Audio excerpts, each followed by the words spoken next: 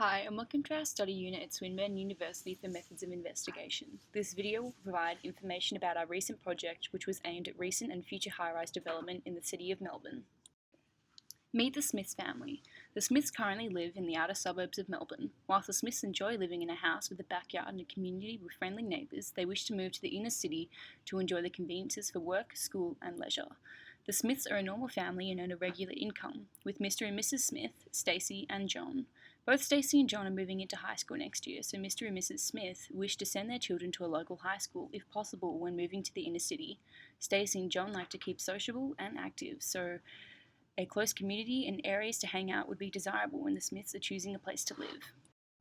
But there's a problem. Due to recent research, our group has discovered through an online survey that the majority of participants' preferences on deciding where to live and what to live in is a huge factor on the well-being, especially when taking a look at the importance of your lifestyle and the effect it has on children.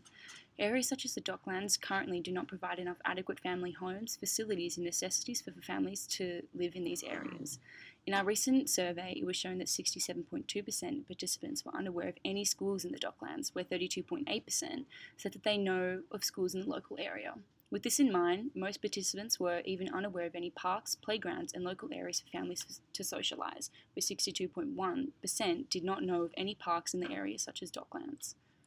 Many families face challenges when deciding where to live. Although houses in the suburbs provide spacious areas for families to live in, apartments in the inner city provide many local conveniences such as shopping, food, art, transportation, attractions, entertainment, and 24-hour convenience. As the Smiths earn a regular income, they are searching for a reasonably priced apartment in the inner city. With that in mind, basic living necessities are essential for the Smiths to move into the CBD. Costs become a major factor when deciding where to live, but for the Smiths, they are willing to pay a little extra to ensure that the well-being of their family is looked after. The Smiths are keeping a close eye on two apartments in the CBD. One apartment is based in the Docklands and the other is a new development situated in South Bank. The Docklands apartment is slightly cheaper and provides 3 bedrooms, a bathroom, and a combined kitchen, dining, and living room together.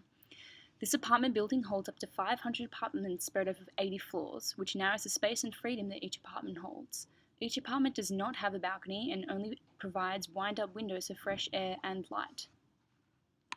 The South Bank apartment building only holds 20 apartments spread over 5 floors. The limited number of apartments provides quality living situations with a floor plan that is more considerate of a family situation. These apartments have 2 bathrooms each, as well as a larger communal spaces so that privacy can be achieved when desired. 4 apartments per floor also means that every apartment has a view to the outdoors, and they each have long balconies and operable windows. As well as the individual apartments having more space and a more family-friendly layout, the apartment building itself has been designed with families in mind.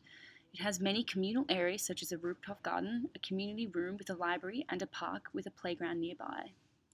Our hypothesis for our research was that the design of high-rise communities has an impact on the well-being of families living in them. 98.3% of participants agreed that a friendly, safe neighbourhood with accessible outdoor space is essential to children's well-being.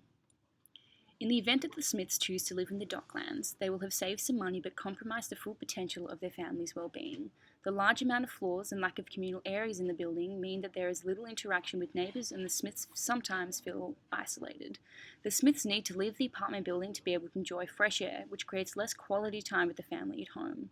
They often feel cramped due to the lack of space and often get on each other's nerves. Unfortunately for the Smiths, there is no private space to go to when this occurs. In the event that the Smiths choose to live in the South Bank apartment, they will be slightly worse off financially. The benefits to their family's well-being, however, will make up for this. Both the parents and the children have made friends in the apartment building thanks to the communal spaces available and feel like they are living in a safe place surrounded by friends. Due to the open spaces, the family is able to communicate effectively whilst also being able to make the most of the private spaces when needed.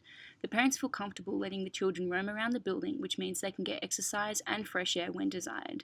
The nearby facilities make the family feel like they are back in the suburbs as they can walk to local parks and playgrounds and are a 5-minute tram ride to local schools.